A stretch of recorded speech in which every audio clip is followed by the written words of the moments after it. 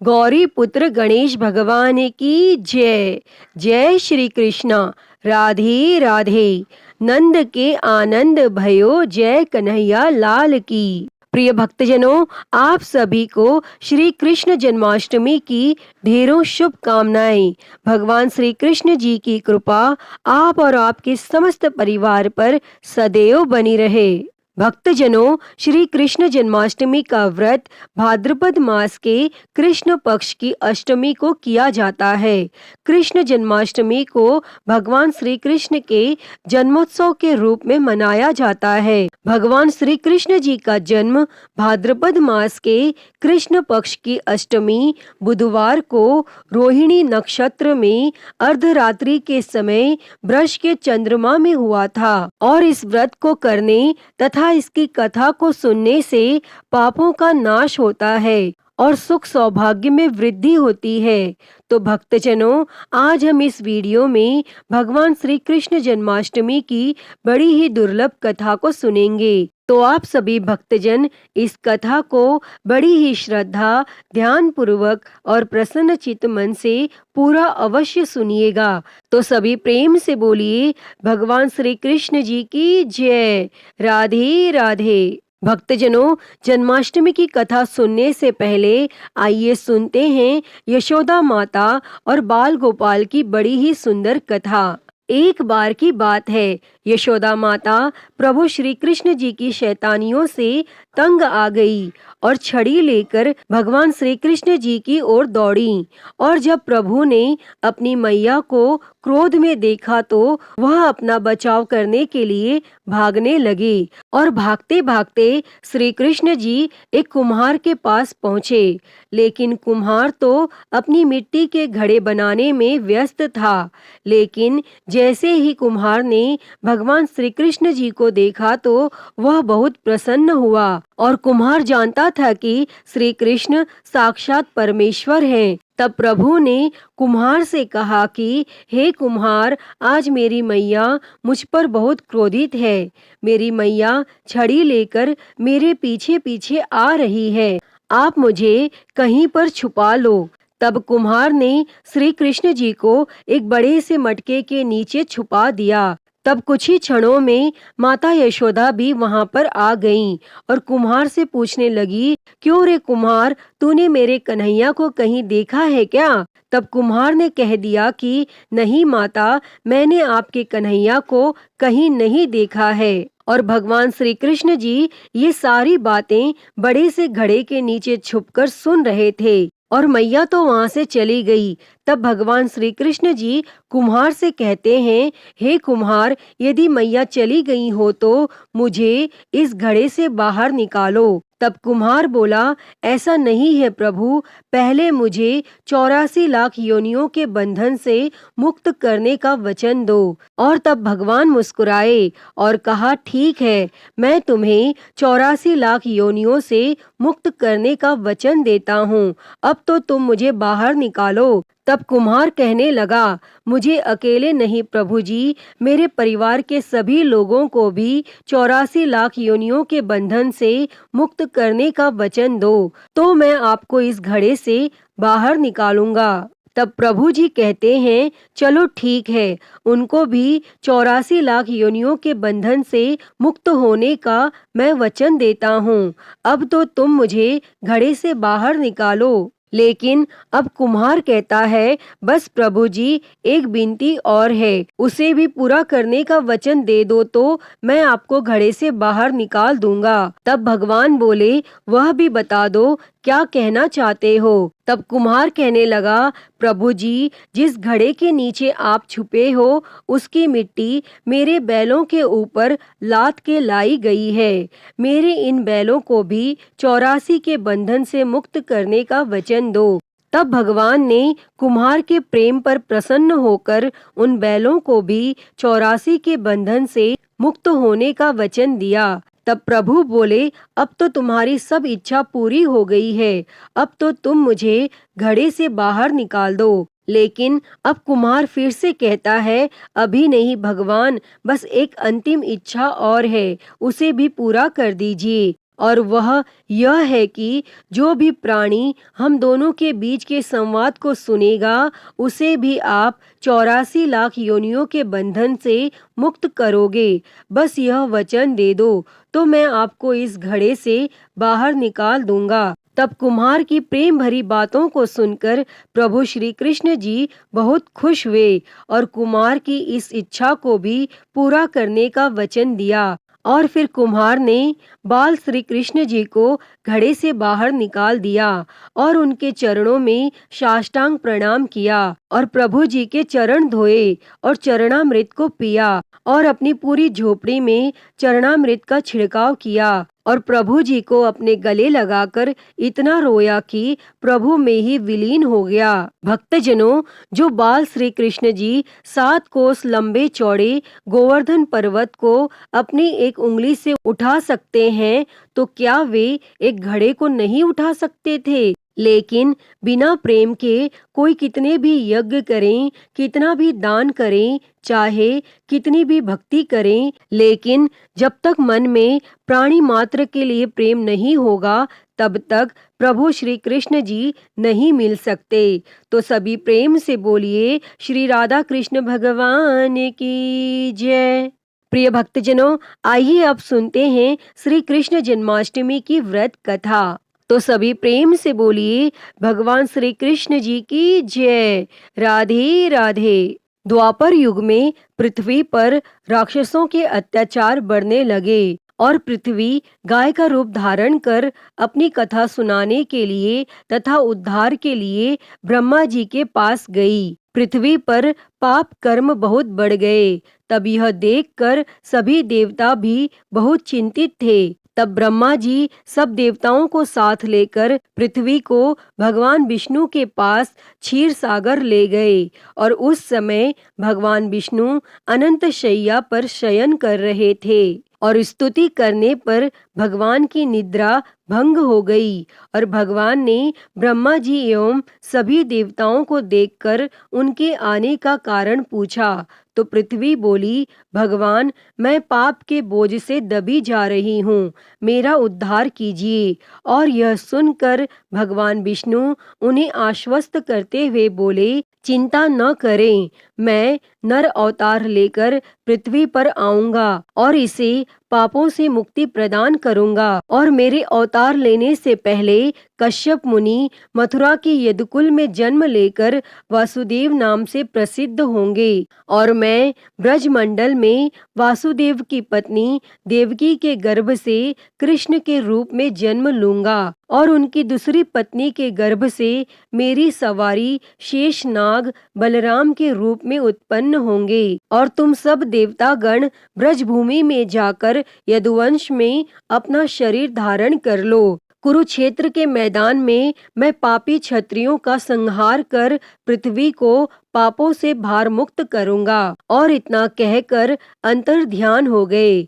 तब इसके पश्चात देवता ब्रजमंडल में आकर यदुकुल में नंद यशोदा तथा गोप गोपियों के रूप में पैदा हुए और वह समय भी जल्दी ही आ गया। द्वापर युग के अंत में मथुरा में ययाति वंश के राजा उग्रसेन राज्य करता था और राजा उग्रसेन के पुत्रों में सबसे बड़ा पुत्र कंस था। देवकी का जन्म उन्हीं के यहाँ हुआ और इस तरह देवकी का जन्म कंस की चचेरी बहन के रूप में हुआ और कंस ने उग्रसेन को बलपूर्वक सिंहासन से उतारकर जेल में डाल दिया और स्वयं राजा बन गया। और इधर कश्यप ऋषि का जन्म राजा शूरसेन के पुत्र वसुदेव के रूप में हुआ और कालांतर में देवकी का विवाह यदुकुल में वसुदेव के साथ संपन्न हुआ। कंस देवकी से बहुत स्नेह करता था, पर जब कंस देवकी को उसके विवाह उपरांत विदा करने के लिए रथ के साथ जा रहा था तो आकाशवाणी हुई कि हे कंस, जिस देवकी को तू बड़े प्रेम से विदा करने जा रहा है उसका 8वां पुत्र तेरा संहार करेगा। और यह आकाशवाणी की बात सुनकर कंस क्रोध से भरकर देवकी को मारने को उद्यत हो गया। तब उसने सोचा, न देवकी रहेगी और न ही उसका पुत्र होगा। और इस घटना से चारों तरफ हाहाकार मच गया। अनेक योद्धा वसुदेव का साथ देने के लिए तैयार हो गए, पर वसुदेव युद्ध नहीं चाहते थे। वासुदेव जी ने कंस को समझाया कि तुम्हें देवकी से तो कोई भय नहीं है। देवकी की 8वीं संतान मैं तुम्हें सौंप दूंगा और तब तुम्हारे समझ में जो आए उसके साथ वैसा ही व्यवहार करना। तब उनके समझाने पर कंस का गुस्सा शांत हो गया और वसुदेव जी झूठ नहीं बोलते थे और कंस ने वसुदेव जी की बात स्वीकार कर ली। पर उसने वसुदेव और देवकी को कारागार में बंद कर दिया और सख्त पहरा लगवा दिया। तत्काल नारद जी वहां पहुंचे और कंस से बोले कि यह कैसे पता चला कि 8वां गर्भ कौन सा होगा, गिनती प्रथम से या अंतिम गर्भ से शुरू होगा। तब कंस ने नारद जी के परामर्श पर देवकी के गर्भ से उत्पन्न होने वाले समस्त बालकों को मारने का निश्चय कर लिया। और जैसे ही देवकी ने प्रथम पुत्र को जन्म दिया, वसुदेव ने उसे कंस के हवाले कर दिया और कंस ने उसे चट्टान पर पटक कर मार डाला। और इस प्रकार एक एक करके कंस ने देवकी के 7 बालकों को निर्दयता पूर्वक मार डाला। और भाद्रपद के कृष्ण पक्ष की अष्टमी को रोहिणी नक्षत्र में श्री कृष्ण का जन्म हुआ और उनके जन्म लेते ही जेल की कोठरी में प्रकाश फैल गया और वासुदेव देवकी के सामने शंख, चक्र, गदा एवं पद्मधारी चतुर्भुज भगवान ने अपना रूप प्रकट कर कहा, अब मैं बालक का रूप धारण करता हूँ। तुम मुझे तत्काल गोकुल में नंद के यहाँ पहुँचा दो और उनकी अभी अभी जन्मी कन्या को लाकर कंस को सौंप दो। और तत्काल ही वसुदेव जी की हथकड़ियाँ खुल गईं और दरवाजे अपने आप खुल गए, पहरेदार सो गए। तब वासुदेव जी भगवान श्री कृष्ण को सूप में रखकर गोकुल को चल दिए और रास्ते में यमुना श्री कृष्ण के चरणों को स्पर्श करने के लिए बढ़ने लगी। तब भगवान ने अपने पैर लटका दिए। चरण छूने के बाद यमुना घट गई और वासुदेव जी ने यमुना पार कर गोकुल में नंद के यहाँ गए और बालक कृष्ण जी को यशोदा जी के बगल में सुलाकर कन्या को लेकर वापस कंस के कारागार में आ गए और जेल के दरवाजे पूर्वतः बंद हो गए और वासुदेव जी के हाथों में हथकड़ियां पड़ गईं और पहरेदार जाग गए। तब कन्या के रोने पर कंस को खबर दी गई। तब कंस ने कारागार में जाकर कन्या को लेकर पत्थर पर पटक कर मारना चाहा, परंतु वह कंस के हाथों से छूटकर आकाश में उड़ गई और देवी का रूप धारण कर बोली, हे कंस, मुझे मारने से क्या लाभ? तेरा शत्रु तो गोकुल में पहुंच चुका है। और यह दृश्य देखकर कंस हतप्रभ और व्याकुल हो गया। कंस ने श्री कृष्ण को मारने के लिए अनेक दैत्य भेजे और भगवान श्री कृष्ण ने अपनी अलौकिक माया से सारे दैत्यों को मार डाला और बड़े होने पर कंस को मारकर उग्रसेन जी को राजगद्दी पर बैठाया। और भगवान श्री कृष्ण के जन्म की इस पुण्य तिथि को तभी से सारे देश में बड़े हर्षो उल्लास से जन्माष्टमी के रूप में मनाया जाता है। अतः हे भगवान श्री कृष्ण जी, इस कथा को कहते, सुनते और हुंकारा भरते सभी पर अपनी कृपा सदैव बनाए रखना। तो सभी प्रेम से बोलिए, जय श्री कृष्ण, राधे राधे। प्रिय भक्तजनों, आइए अब सुनते हैं हर व्रत कथा के साथ पढ़ी और सुनी जाने वाली एक पौराणिक लोक कथा। इस कथा के अनुसार एक लपसी था और एक तपसी था। तपसी हमेशा भगवान की तपस्या में लीन रहता था और लपसी रोजाना 1.25 सेर की लापसी बनाकर भगवान को भोग लगाकर जिम लेता था। और एक दिन दोनों लड़ने लगे। तपसी बोला, मैं रोज भगवान की तपस्या करता हूँ, इसीलिए मैं बड़ा हूँ।